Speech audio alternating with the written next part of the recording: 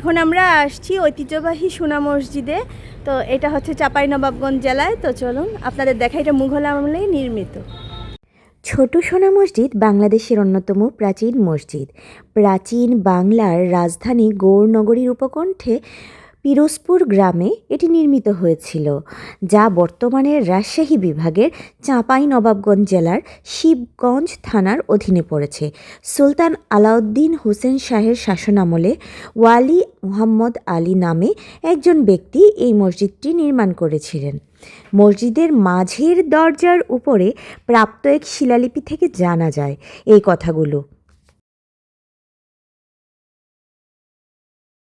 এখানে রয়েছে বীর মুক্তিযোদ্ধা মেজর নাজমুল হক এবং বীরশ্রেষ্ঠ ক্যাপ্টেন জাহাঙ্গীরের কবর।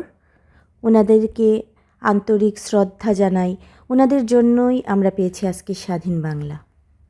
এবার বাড়ি ফিরবো, বাড়ি ফেরার পালা। এই যে আম, কি সুন্দর আম গাছ, সারাটা রাস্তা ধরে আম গাছ, আম বাগান।